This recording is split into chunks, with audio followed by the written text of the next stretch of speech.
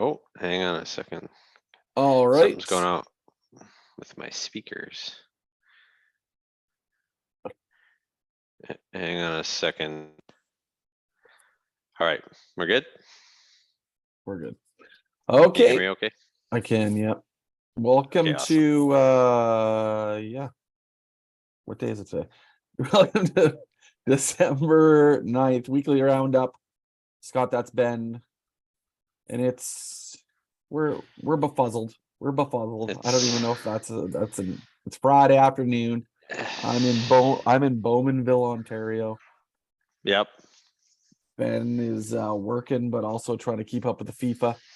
So Holy FIFA.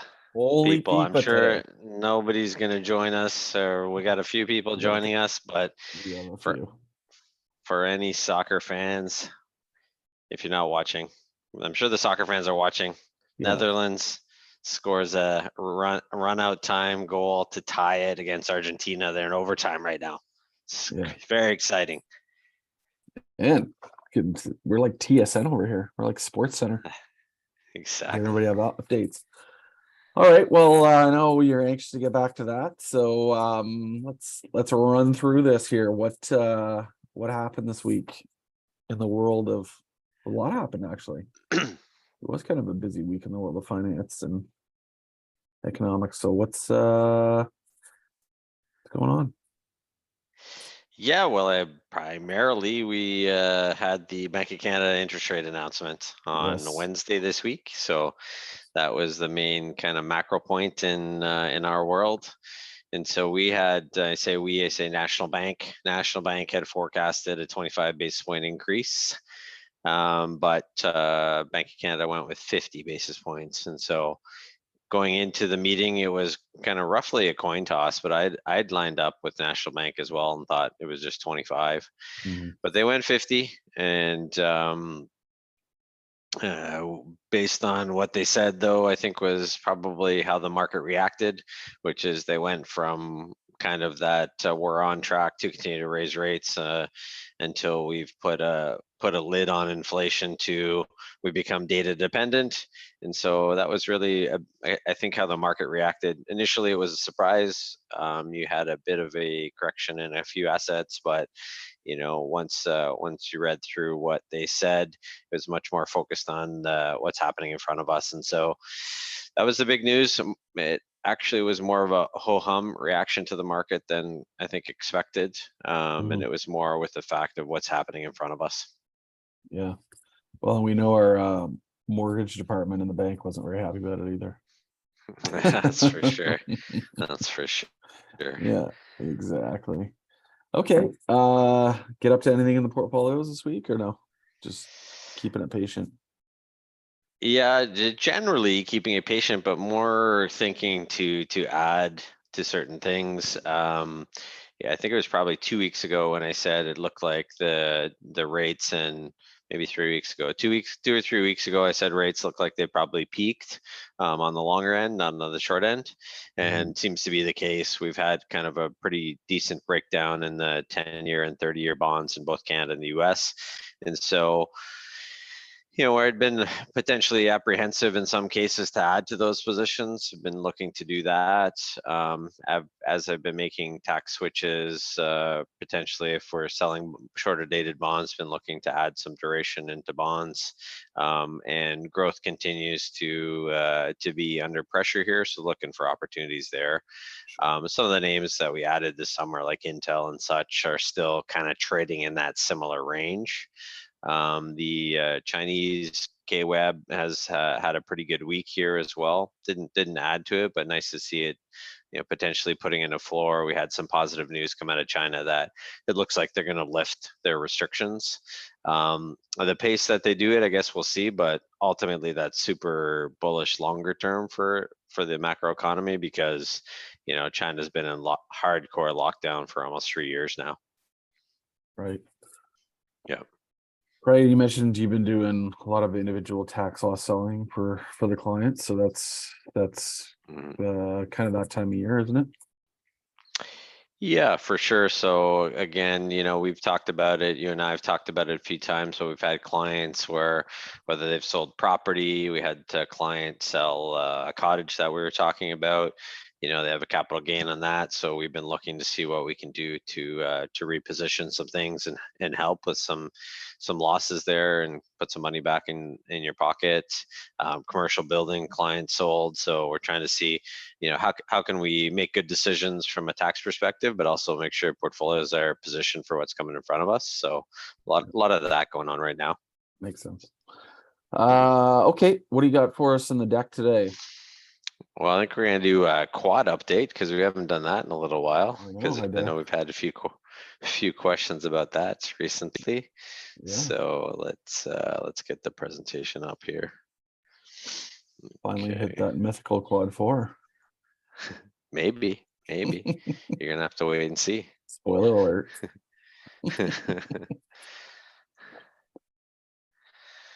All right. All right, as usual, Okay. any questions, let's just put them in the Q&A bar at the bottom there. All right, just let me know if you can see it. I can see the quads. I know them well. All right, perfect. Well, it looks a little bit different than I've updated last time because we just kind of gone through quarter end. So, all of the data comes in over time, and so they have to update them as it comes in here. So the white ones would be the historical last 12 months. Or last 4 quarters, excuse me, and the blues would be the future 4 quarters. So if we look at where we were, kind of quad 2 was where we were in the fourth quarter of last year, down into here quad 3 for first 2 quarters of the year, which was growth and inflation accelerating together. This was kind of that stagflationary environment, and then we kind of moved up into a neutral period here. And as we get into the fourth quarter of this year, that is the one which we've been talking about, which is growth and inflation slowing together, and what happens to the central banks in that backdrop, and what happens to the market narrative in that backdrop. And so you get a kind of more dovish monetary policy. So central banks start to talk a little bit more about, like Bank of Canada did this week, we're data dependent. And you also start to get that narrative that inflation is slowing. It's not slowing super quickly, but inflation is slowing. So if we look over here at these numbers, you get headline CPI. So we're going to get an announcement on this next week. The market's priced CPI at 7.3%. Hedgeye's got the data at 752. Well, that doesn't sound like a big difference. A 752 print probably keeps the FOMC raising rates 50 basis points in the upcoming rate announcement this month. But then if you look at kind of that rate of change, Q1, Q2, Q3, you get a slowing number there. Pretty dramatic slowing number, and I think that gives the U.S. central bank room to kind of ease back and get more dovish like the Bank of Canada has. From a pure economic perspective, these, if you're looking here, next 2 quarters of negative GDP. And so, as I've said before, I think we're in a recession now. You only know them looking backwards. And so this would be the data. First 2 quarters are slowing GDP. Canada has similar numbers as well. But more importantly is, what does Q3 look like? And Q3 looks like a reacceleration. And so as we start to think about putting money to work here, we put it to work with what's coming in front of us. And so these would be some of the things I'd start to think about right now. And so these are a couple of quarters here. If we get a Q3 into quad 1, that's a really different positioning we have to have, which is taking a bit more risk, buying financials, buying some of the growth names. And so there's a lot of things going on right now, but just wanted to update on that because we haven't had it in a little while. Great. Dovish opposed to hawkish. Dovish. Dovish. And I think it went too far there.